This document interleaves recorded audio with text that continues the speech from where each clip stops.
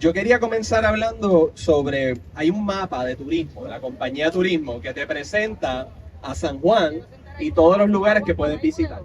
Pero cuando ves la perla, lo tienen en blanco. No hay nada para visitar en la perla según la compañía de turismo. Y digo que bueno, porque tampoco es que queremos turistas bajando aquí, ¿verdad?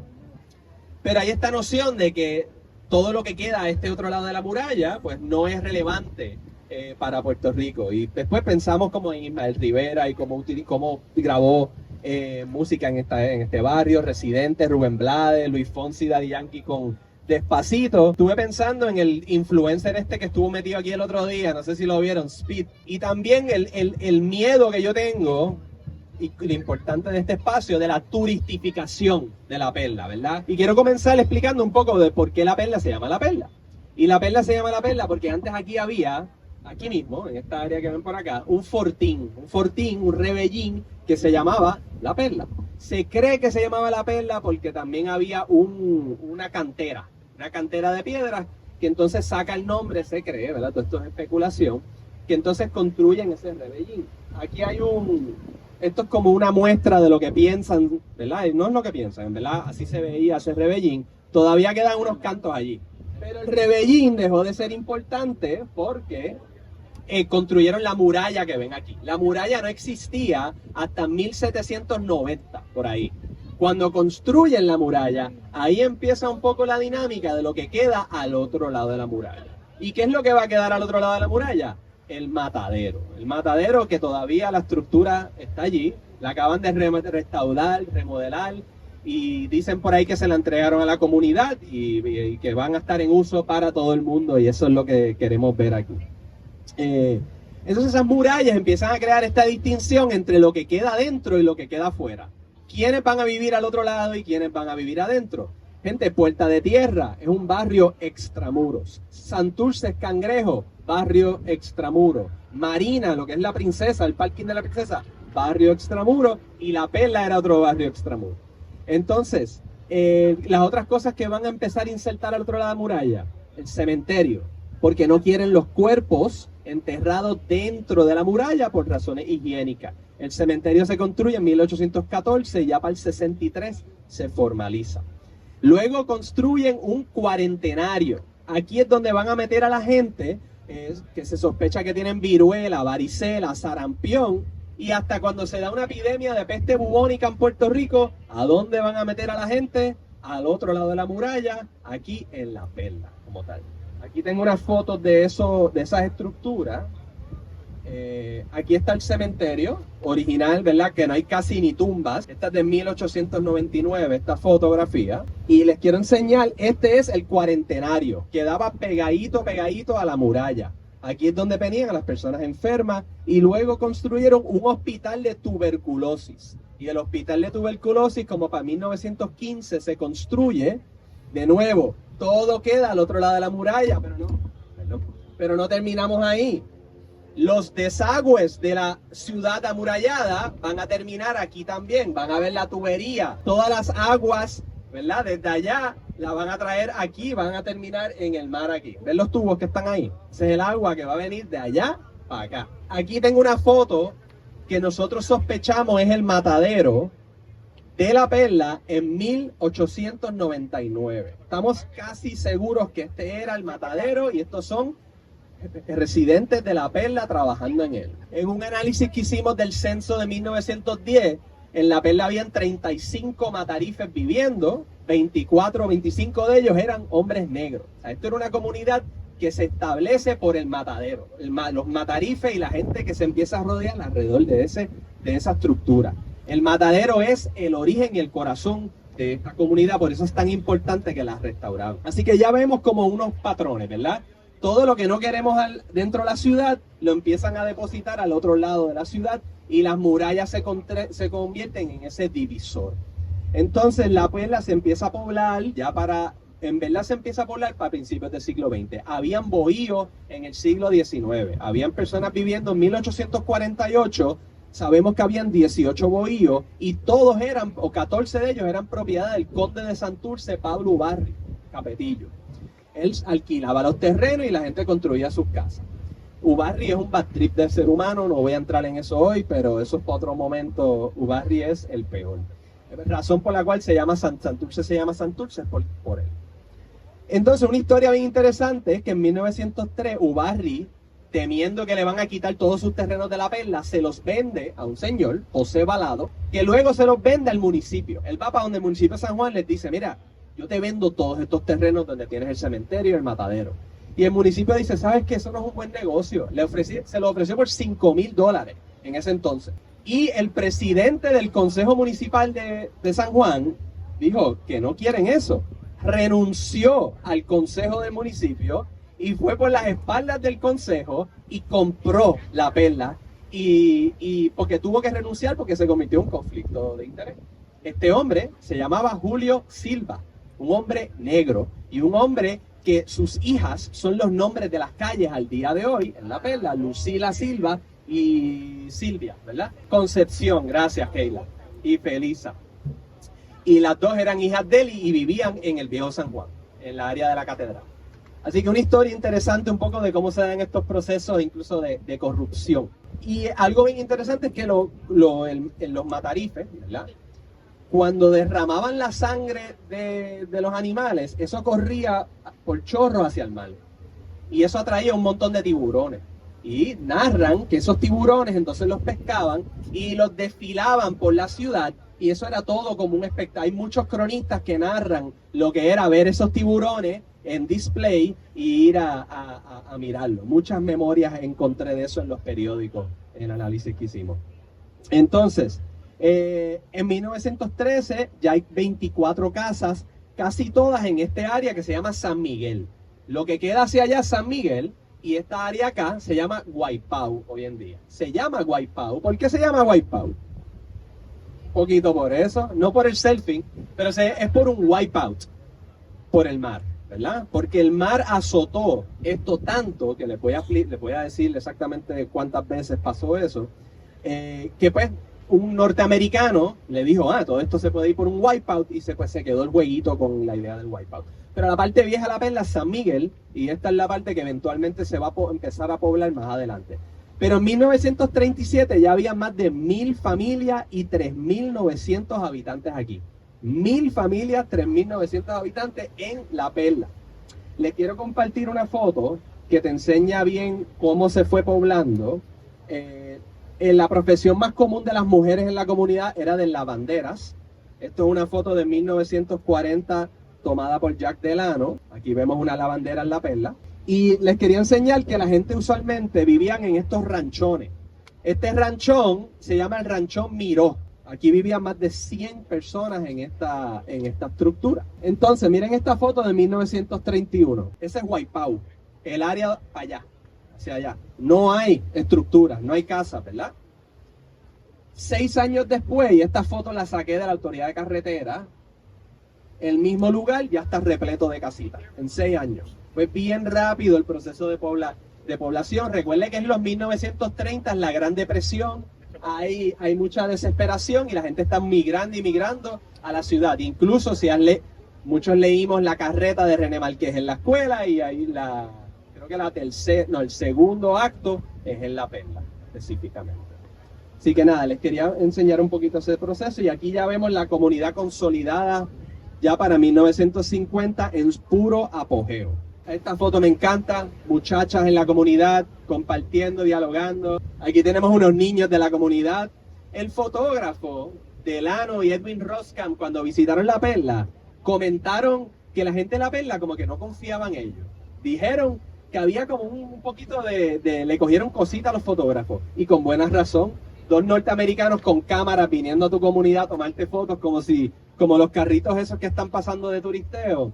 No me gusta, ¿sabes? No es el mejor sentimiento. Estos chamaquitos también están bien gufiados. Y el barbero está brutal ahí en pleno bar. Lo más interesante que encontré analizando los periódicos en esta historia es que La Perla se ha enfrentado a un montón de amenazas a través del siglo XX. La primera, que es la que van a usar para excusa para un montón de otras cosas, es el mar, el océano. Y las marejadas, y aquí hay una portada, esta es de 1949, el mar arrasa, ¿qué dice? 55 casas, ¿verdad? Esto va a ser común, esto va a pasar. En 1925, 14 casas destruidas en La Perla por el mar. En 32, el huracán San Ciprián, se refugian los residentes en la escuela Lincoln. En el 34, el mar destruye más casas en Guaynabo y 70 vecinos quedan sin albergue, se hospedan en el matadero. En el 49, esa noticia de 55 casas. En el 56, 2 mueren en otra marejada por el huracán Greta y 131 familias las trasladan a Nemesio Canales. Estos desastres los van a usar como excusa para empezar a desalojar a la comunidad. Así es que van a empezar a buscar la excusa de meterlos en otros caseríos a través del municipio de San Juan y Cataño también. En el 59, 31 familias son relocalizadas por las marejadas. En el 62, 72 personas. En el 62, otras 42 familias se las llevan para Villa Prades, en Sabanayana. Y finalmente en el 68, 200 familias las tienen que relocalizar por las marejadas. Así que ya vemos, la primera amenaza es el mar, ¿verdad? Que entonces el gobierno va a utilizar para distintos propósitos. El segunda amenaza, los derrumbes, ¿verdad? Los derrumbes se van a convertir en un problema. Hay uno en el 36 que les quiero enseñar, que está increíble. Y recuerden algo, mientras más la comunidad se llena, más las casas se comienzan a construir dentro del mar. Mira esas casas, están encima del agua prácticamente, ¿verdad? Y estas son las casas más vulnerables a esas marejadas. Y eso va a ser el patrón de asentamiento de la comunidad. Esta foto es increíble de 1936, el derrumbe que ocurrió en el 36. Así mismo, ven la muralla arriba, ¿verdad? Y mirando para abajo y la comunidad mirando. Lo más interesante de esta foto, por la erosión, no, porque esto queda por allá.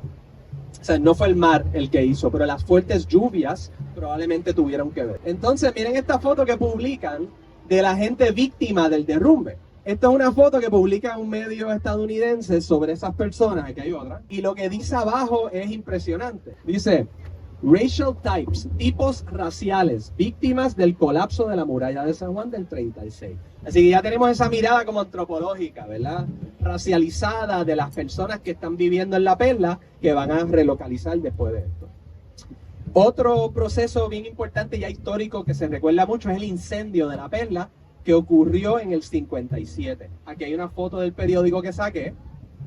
Esto... ¿ah? Eso ocurrió en el 57, se prendió un fuego bien grande aquí en la comunidad y como las casas eran casi todas de madera, pues fue algo que se regó muy fácilmente.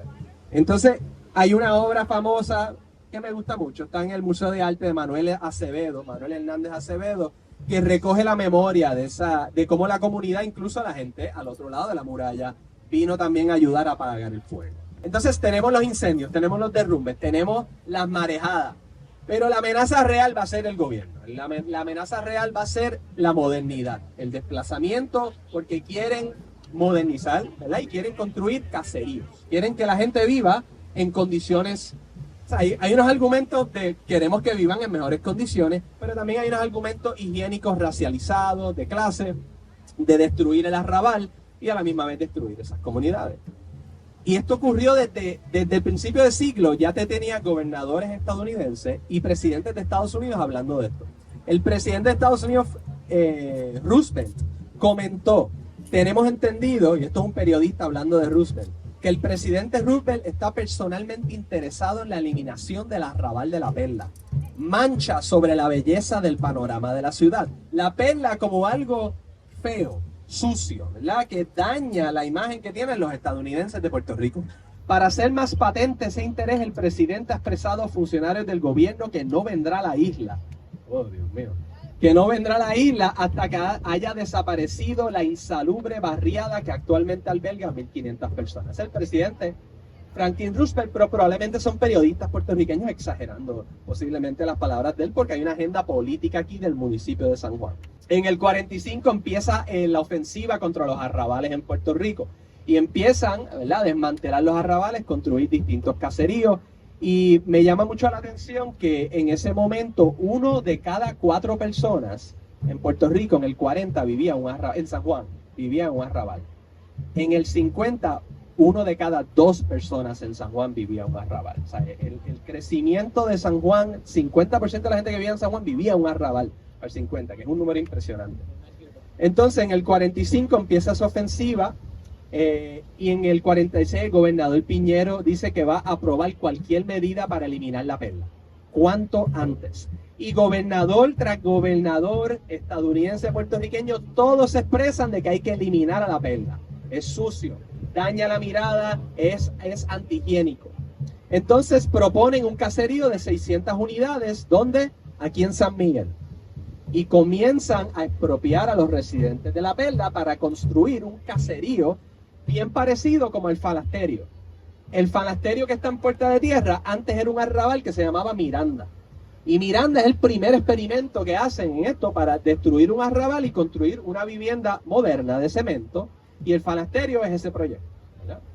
Entonces quieren hacer lo mismo aquí en San Miguel. Se eliminaron 108 casas y se trasladaron 50 familias al caserío San Juan Bautista en la parada 24 en Santurce. Una noticia bien interesante que encontré es que la escuela Luis Muñoz Rivera, que todavía está allí en la Fernández Junco en Santurce, se quejó de que habían 400 niños de primer grado que no cabían en la escuela, porque el gobierno no pensó obviamente estas cosas bien. Llevaron todas estas familias que estaban repletas también de niños y no había dónde ponerlos en las escuelas. Muchos se los llevaron a Llorens, 70 familias los llevaron a Llorens. Algo que noté es que, y recuerda que todavía no está la relación del caserío con criminalidad en este momento. No es la resistencia de la gente de la perla con mudarse a un caserío, no es por esas razones. En el caso de Llorens es que les queda lejos. No hay transportación pública, se quejan de que no hay transportación pública, se quieren mudar más cerca de la isleta donde ellos han hecho su vida desde siempre. Así que empiezan a decir que prefieren mudarse a Puerta de Tierra, pero ya mismo van a ver que no se van a ir para ningún lado. En el 51 cambian un poco los planes. Y les quiero enseñar, aquí ya tienen una foto, esto es San Miguel. Aquí empezaron a demoler ya las casas para el caserío. El caserío que nunca se hizo, porque la comunidad se resistió y porque el gobierno en este país es incapaz de hacer cualquier cosa realmente. Así que aquí hay otra foto, demolido el barrio San Miguel. Pero ese proceso se frenó, eso fue en el 48. Ya para el 51 empieza a cambiar la película. Y empiezan a hablar que en vez de hacer un caserío, ¿por qué no hacemos un parque? ¿Por qué no hacemos un anfiteatro? ¿Por qué no hacemos un lugar de lujo para los residentes del Viejo San Juan y para todos los turistas que están llegando?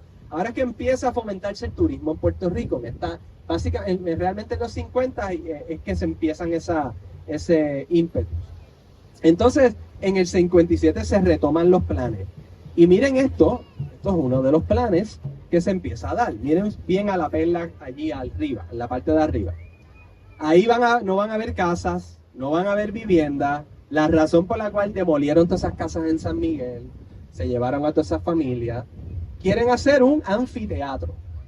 Aquí hay una foto más cerca de cómo se va a ver. En este caso este es otra propuesta. No es el mismo, pero es la misma época. Y el discurso que usan es renovación urbana. Que deberíamos todos ser alérgicos a ese concepto de revitalización y renovación urbana, porque era un proyecto de, básicamente, de destruir comunidades. Entonces, los residentes no quieren estar lejos de la ciudad y entonces aquí viene la mejor parte de esta historia, cómo la comunidad empezó a resistir estos proyectos, y con esto voy a cerrar. Mira, la comunidad de La Perla no se dejó tan fácil dominar, no se dejó desplazar como si no estuviesen unidos, como si no estuviesen sus familias, sus historias, todo aquí, ¿sabes? Ellos entendían que ellos no querían vivir en un caserío particularmente porque en el caserío, y esto lo dicen ellos en los artículos que leí, había un control excesivo de tu vida, de tus enseres domésticos, de la luz, del agua, de cómo tú puedes vivir tu vida. Ellos amaban la libertad.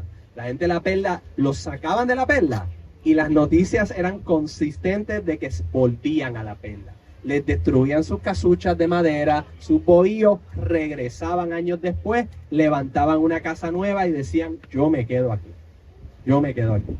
En el 54, 30 familias ya habían regresado a La Perla Y la noticia me encanta lo que dice, solo se mudarán al cementerio cuando mueran. Ese es el único momento que se van a mudar de sus casas. Eso en el 54. En el 56 hay una noticia que dice que están rehaciendo clandestinamente casitas en zona de La Perla. 225 los movieron a Canales, 15 a San José, pero no importa, siguen regresando. En el 66 se empieza a armar una resistencia, un movimiento de residentes de La Perla, y hay un periodista que escribe, da la impresión que el gobierno del Partido Popular no desea que los pobres residan en la capital, pues todos los días anuncian más traslado de los vecinos del Viejo San Juan para vender las casas de residencias a extranjeros. Y al mismo gobierno que las utiliza para museos históricos, Instituto de Cultura, oficinas y otros usos que no son para alquilar, ¿verdad? La turistificación de San Juan, ¿verdad? Incluso la museoificación, si podría decir, de San Juan. ¿La qué? La momificación, de dejarlo estático, ¿verdad? De dejarlo como lo que era antes. Es hora que los vecinos del Viejo San Juan protesten de tantos abusos que se viene cometiendo por el gobierno de Latán, que se ha convertido en justicia social. Y ahí entonces se arma el bembé, y en el 67 las familias rehúsan que se trasladen a Cataño y se forma el Comité Cívico de Restauración de La Perla. Personas como Julio Quiles Betance, Ernesto Crespo, Carmelo Ayala Allende, Félix Ramón Rodríguez, Osvaldo Domingo, Francisco Narváez, José Pinto, residentes de la comunidad, se unen y forman un comité y empiezan a manifestarse. Las pancartas, lo que dicen, les voy a decir lo que dice una de estas pancartas. La nena, queremos nuestros hogares fuera del peligro, pero sí en La Perla. Queremos el rompeola. 1967. Los niños parte de aquí otros, queremos La Perla, no el caserío. Y recuerden, no es un estigma contra el caserío, es que se quieren quedar en su casa. No quieren el control y el rigor que exigen cuando vives en una residencial pública. Esta otra foto, esta es mi favorita, de las que encontré. Esta niña dice, yo creo en Dios, ¿verdad? La Perla es casi nuestra. Los caseríos nunca llegan a ser propiedad de uno. Aquí tenemos otra, esta también está brutal. Aquí dice, veremos las casas, La Perla, no caserío. Okay. Nada, y se empiezan a manifestar los residentes de la comunidad, y entonces ese comité sigue manifestándose. Aquí hay uno de los portavoces de ese comité. Y en el 67 logran detener ese proyecto uno del caserío, y logran detener todos los proyectos que se proponían construir aquí en la comunidad. Proyectos que realmente lo que buscaban era impulsar el turismo. Incluso un residente de la comunidad, y esto me encantó, los portavoces estaban tan claros, ¿verdad? De lo que estaban haciendo. Decían, no más lujos para los turistas sin nuestras casas. Entonces, cuando crearon el comité, dijeron, señalaron La Perla para acondicionar la zona para los turistas que constantemente visitan la isla. Señalaron que se está tramando el desplazamiento de lo que han realizado ellos con las manos desnudas y mediante arriesgados sacrificios para levantar en la zona centros de entretenimiento para uso turístico. El turismo, gente, todavía sigue siendo esa amenaza que quiere convertir a nuestras comunidades más vulnerables en vitrinas estáticas de cultura puertorriqueña para el disfrute y el goce de todos, menos para nosotros. Y por último los dejo con Washington Llorens, un escritor y un poeta periodista. Cuando terminaron las manifestaciones y se dieron esas victorias, él escribió, el mar los trata mal a veces, pero no quieren salir de La Perla. Ahí están sus amigos, sus negocios, les gusta la caricia del mar, la independencia, palabra clave. No quieren ser desarraigados, le temen al doloroso ajuste, no quieren empezar de nuevo el doloroso camino. La Perla sí, caserío no. El caserío es reglamento, intromisión. Ellos quieren libertad y aire libre. Muchas gracias.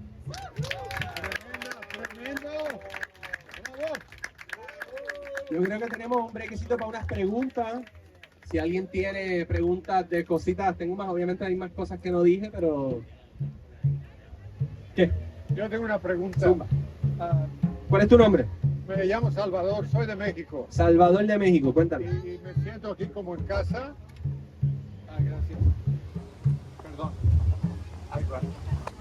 Sí, me llamo Salvador, soy de México y realmente me he sentido aquí súper bienvenido por todos.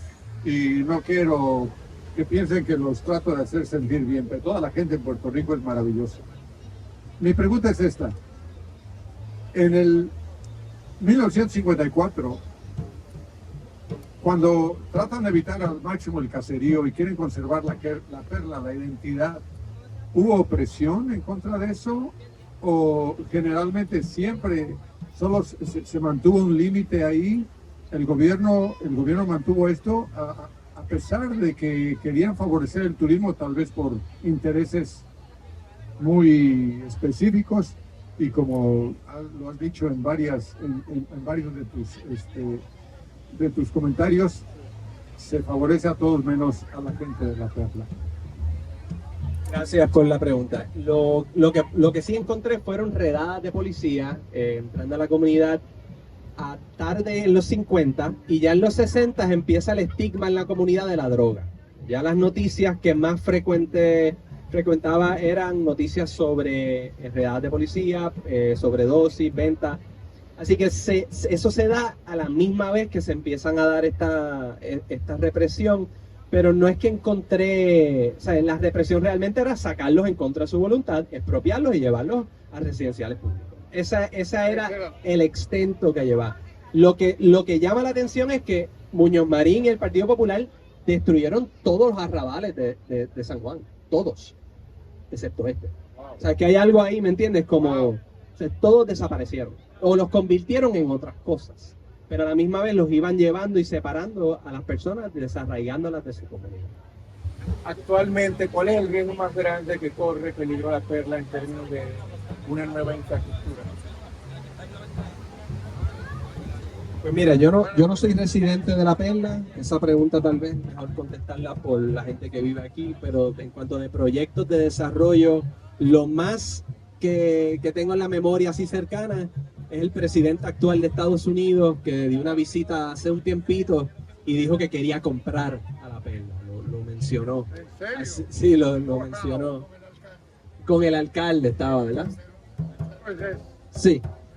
Entonces, yo diría que siempre está bajo amenaza. Ahora mismo, por lo menos, los alquileres a corto plazo, yo no diría, me atrevo a decir que no están al nivel que está ocurriendo en Viejo San Juan. Aquí todavía hay, porque los títulos de propiedad aquí son, al ser una comunidad especial, es bien complicado de repente entrar aquí y empezar a comprar propiedades. Así que hay unos arreglos existentes en el ordenamiento jurídico de la propiedad que protegen, que tienen a la comunidad un poco inaccesible para esos intereses. Pero como el gobierno que tenemos ahora, todo es posible, ¿verdad? Esto es un proyecto que se había pensado como para la administración de Jorge Santini, del Walkable City, y esto es lo que proyectaban para La Perla: una playa, un malecón de negocio, olvídate, ¿verdad? Y de nuevo, el proyecto que más amenaza a Puerto Rico en real es el turismo. Es el turismo y todo lo que viene acompañado de ese proyecto. Así que... Hay ejemplos al día de hoy, Jamaica, Hawái. Exacto, el Caribe, y por eso hay que vernos siempre en relación con el resto de la región o el Caribe, porque hay precedentes para todo esto. Nosotros tenemos la ley 60 que invita a inversionistas a que se muden, pero en Barbados tú puedes comprar la ciudadanía, ¿verdad? Si eres un millonario o una visa. Contestando a la pregunta de la compañera, La Perla no era, San Mateo era pues al otro lado de la isleta, y era el terreno que le daban a las personas que llegaban a Puerto Rico escapando de la esclavitud de otra isla, ¿verdad? Y esas personas pues los colocaban allí. A esta comunidad he leído que habían cimarrones en algún momento dado, pero realmente eran los matarifes que le dieron como origen a la comunidad. Y San Mateo se convierte en un municipio de Puerto Rico hasta 1862, cuando se convierte en un barrio extramuro. Y esa historia de por qué Santurce terminó de ser un pueblo, se las hago otro día, pero básicamente suprimieron a Cangrejos porque era un pueblo negro. Y no me lo estoy especulando, tengo los documentos que claramente dicen, se rehúsan a blanquearse. Wow. Y por eso lo suprimieron. Eso es tema para otro día. Y los matarifes vivían antes Acá. en Vallajá, En San Miguel. antes de vivir acá adentro. No, vivían en bohíos, ¿verdad? En casas cerca de aquí. En Vallajá era otra comunidad distinta, la que vivía, que también fue expropiada, desplazada. Una comunidad de mujeres lavanderas particular. Otra historia para otro día.